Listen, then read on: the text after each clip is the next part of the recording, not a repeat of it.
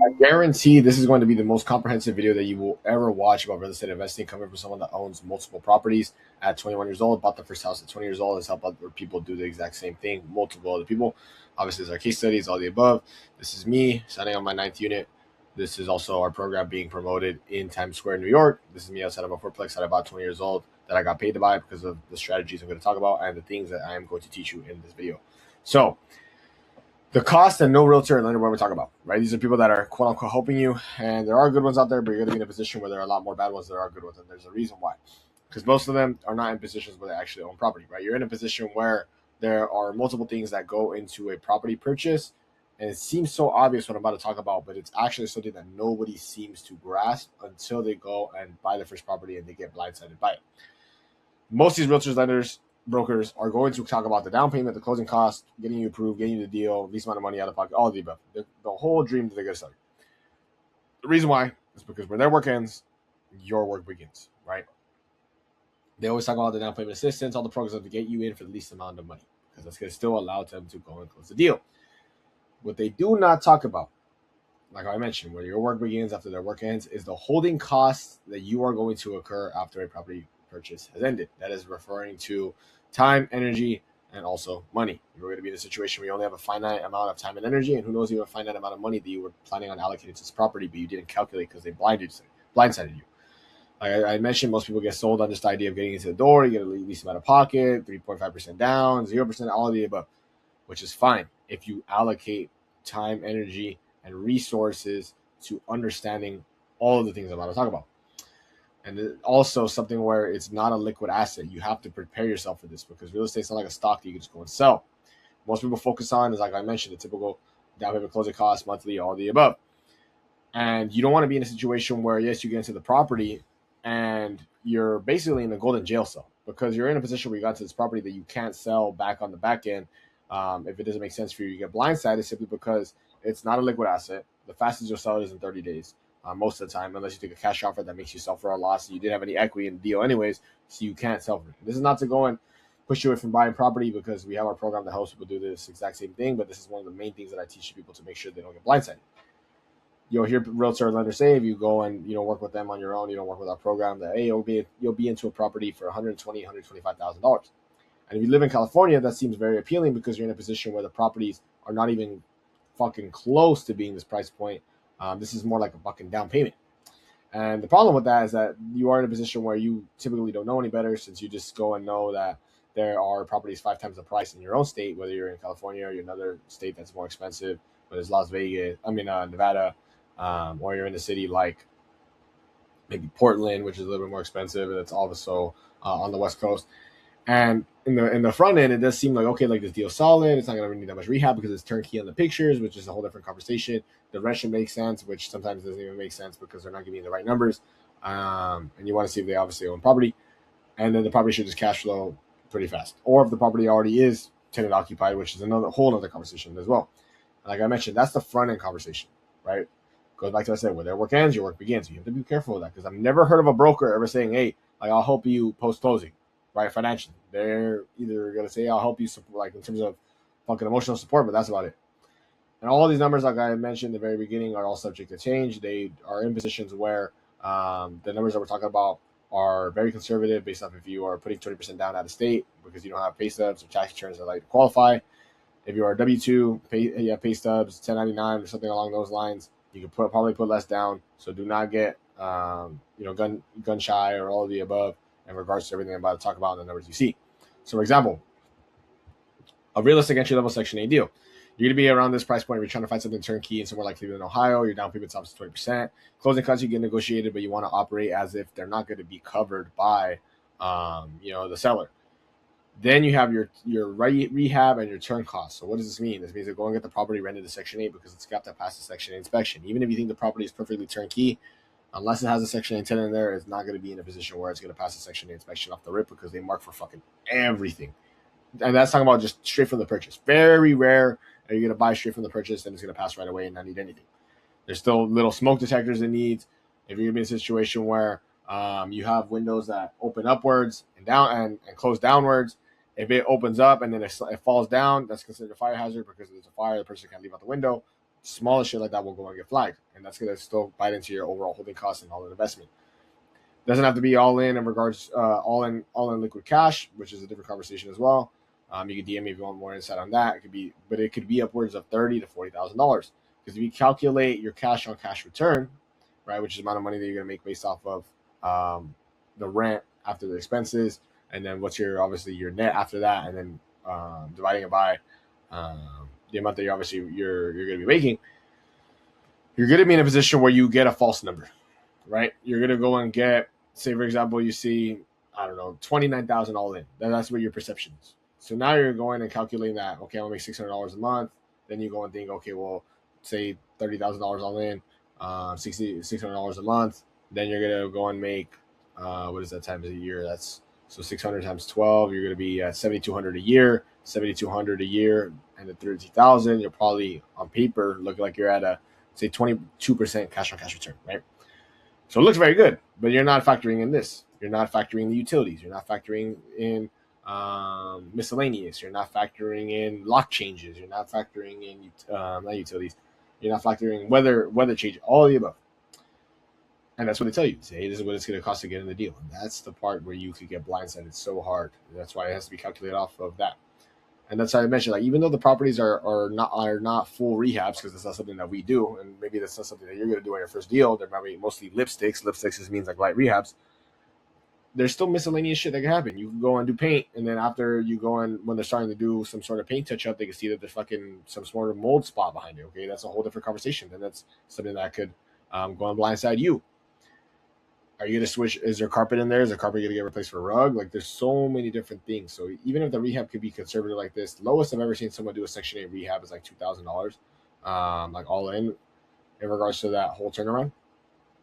But you're in a position where the property was naturally like $130,000. But they were still, I told them, prepare like it's going to be 5 to 10, because this shit is not free. Like, I know that seems so obvious, but it's not. People get caught off guard. That happened to me before. That happened to me on my first deal. And I had to figure it out, but that's why I understand the stress that it could cause. So I want to make sure you guys are not in positions where you deal with the same thing. Let me go back to here.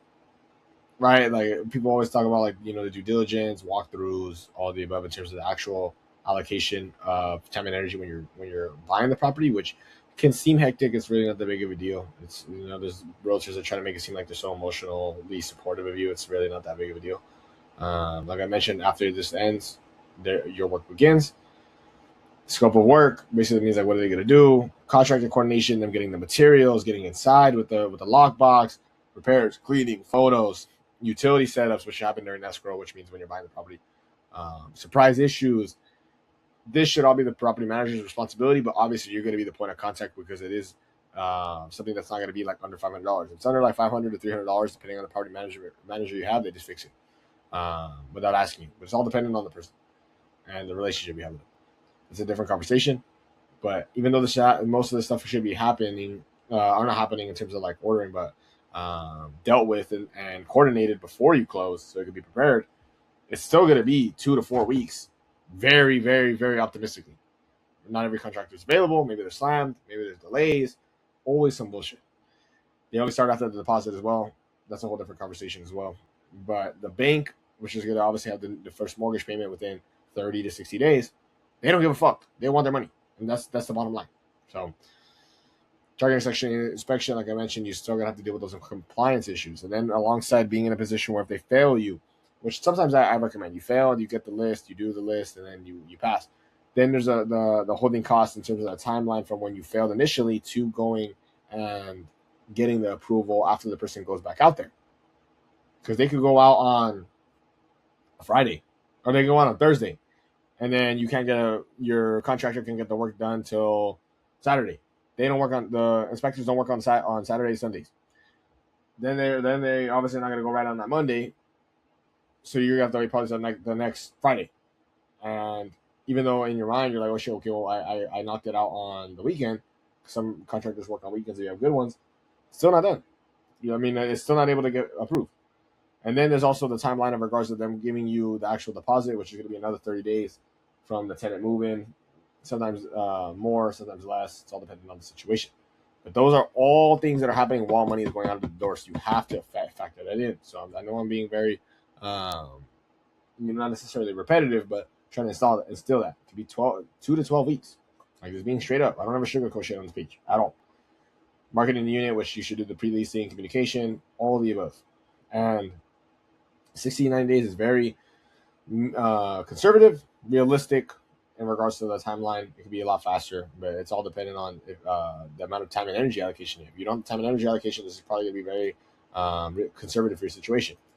I mentioned the holding costs that are actually there. All of this regard, right? All of this. You could pause it and read this. But that's why it's very important to calculate those in. And most realtors or lenders are going to talk about that. They're just going to talk about maybe the fucking repairs that it's going to take to go and get it, touched up. But they probably don't even know what that costs. They don't know what labor costs. They don't know what's an average estimate in that regard. They don't know how long it's going to take. All of the above. As an owner, you're the point of contact for everything. It's going to be expensive. Not expensive, but it's going to be costly, and you have to factor it in. If you factor it in, it's not that big of a cost. So, not to mention this, it could be $1,000 a month in terms of literally just to exist, right? And this is something where if you factor it in, you're fine. If you're not, boom. So now you're a cash on cash return. If you bought an all in 30,000, say you put another 4K in rehab, right? You bought a very nice property, right? 130,000. So you're all in is 30,000 after negotiations all the above. Now you go from 30,000. You at, say it takes 3 months. Now you're at fucking say 3,400. Say you had even more conservative with this. Then you have the Section 8 repairs. Say it was a very nice property. It only cost another like $3,000. You're at $37,000 all in, which is not a bad return for the cash flow you get on this. That's very, very, very ultra conservative. I have a kid right now that's buying for $23,000 all in on a 100K property that's turnkey as well. So you just want to make sure that you're factoring in that regard. As I mentioned, before you speak to a real estate professional, this is going to be an investment, or even just a primary home. Make sure you consult with those holding costs in that regard to make sure that it's either habitable by the renter or by yourself. And you may have to be in a situation putting this amount if you're going very conservative. It doesn't have to be all cash. It be your business credit, and not to mention that if you're a W-2 tax return 1099, you're going to be in a situation where it could potentially be less. So do not get scared by this. Another amplification. If you live in like Arizona during the summer, and that's when you bought, electricity is going to be high during that time where, if contractors are in there, they have to have the AC on because obviously you don't want to be fucking criminal and not have that shit on for them. Then you have the cold area, the gas has to be on so it can be heated. Like there's no one ever did they ever tell you about that shit? Most of the time it's not going to be the situation. That's what I'm talking about. The timeline in regards to like Section 8 doesn't pass right away, more money going out, and it could blindside people very hard. You need to also understand that it's not about just the cost in terms of money. It's also the cost of missed out time and energy allocation to something else. Because the time and energy is finite. It could be allocated to something else. That money could potentially be finite as well. It could be allocated somewhere else. And it's not only a matter of the money that you are in positions where you're investing in and that you missed out on, that you didn't invest somewhere else, but the money you could have made if you would have invested somewhere else because you didn't factor it into this initial thing and you're in a position where you're tied up. And it may seem like it's very hectic or that it's, I don't know if it's going to be worth it. It is all worth it if you just do it correctly.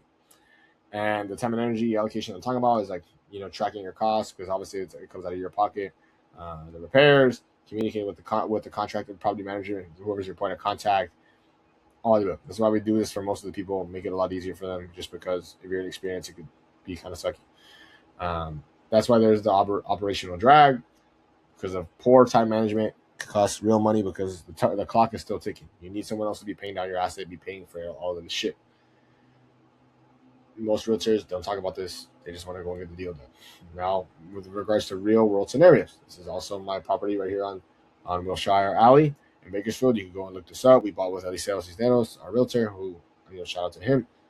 You're going to be in a situation where you could see this on front face value and say, okay, this is brand new. Like there ain't going to be that much holding costs because it looks, it was brand new construction, but there's not going to be that many holding costs. Okay, well, you have to think about what I'm about to talk about, right? So if you look at this right here, you're going to be in a situation where this property was already making money. Right? It was already making money, $4,500 gross with one vacancy, so it would have been at $6,000 a month, and the property payment was like $5,500 a month.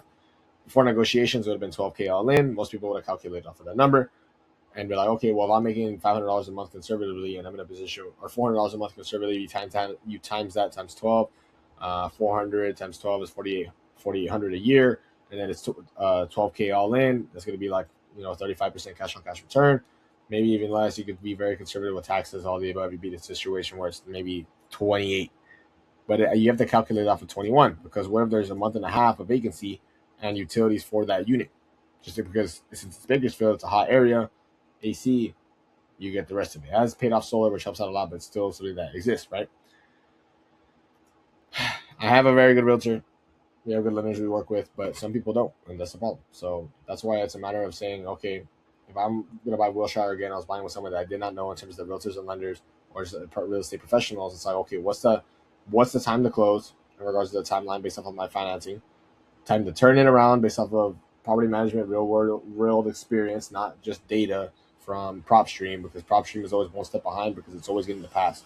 You have to worry about what's happening in the real world right now, and being ahead of the curve by essentially like predicting the future regardless of the trends that you see now to give you that best judgment in that regard.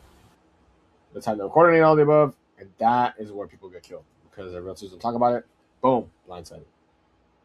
That is what I'm talking about in regards to the overall cost, but you don't want to be in a situation where you take this information, you get discouraged. I want you to talk about this and say, hey, this motherfucker's keeping it real with it, because even if you don't work with us, which it's ultimately up to you, you at least know what this is, so you can have more leverage in a conversation when you talk to a real estate professional and you decide that, hey, I need to lock in to make the decision. Rarely are you going to be less than $2,500 in terms of a light Section 8 inspection pass, because of, like I said, the smoke detectors, little things that they flag, squeaky floor, all the little shit. But you need to be in a position where you calculate the overall return off of that on all of those three pillars.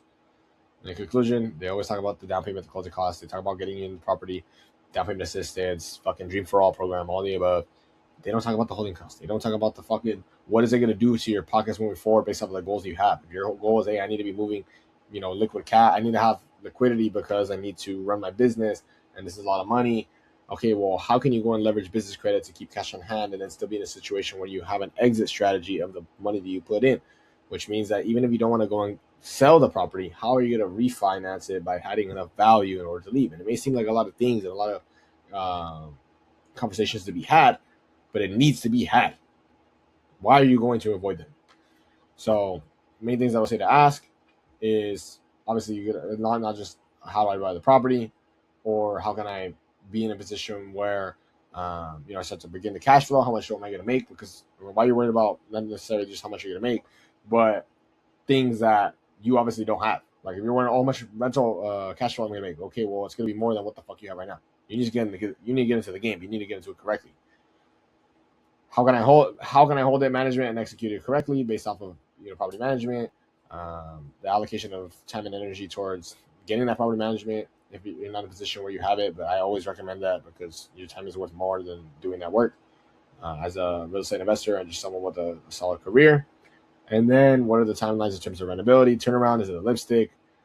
What is the situation? Obviously, that's dependent on the inspection with the mechanicals, all the above. What are the holding costs? That's why I say, what is my cash on cash return? Calculate off my entire investment with holding costs, time and energy allocation. If you want to get even more fucking real, and you go and say, how many hours is it going to take me a week, which you can do with your own due diligence, and you calculate how much you make an hour. Either if you're an entrepreneur, dividing it by your yearly amount divided by 2080, that's the working hours in a week, and seeing how much money you're missing out on by not being able to work on your current investment strategy, not investment, but current career, current pursuit, and endeavor. So many different things you could do, but it's just a matter of doing things along this line. So then when you understand it, and it's all of this stuff that seems like a lot, it's going to be almost like second nature with regards to going and buying more properties over and over, because you could calculate this shit on the back of a napkin, and it makes it a lot easier because you've done it before. It's going to take maybe once or twice, or even just working with a mentor that's going to go and help you, so you can be in a situation where you aren't going to need them anymore. Which is ultimately the goal for any mentor, is for them to surpass you. Because and you want to learn from us directly, just continue watching the YouTube, DM me Section 8 if you want to work with us to get your first property, or just go on, hit me up on IG with any sort of questions. I can see if I can help you out. So very, very crucial video, and I believe that is going to be one of the most crucial videos that you watch upon all of Section 8 investing. That is no fluff, no bullshit, just straight value, straight facts, and straight real world experience.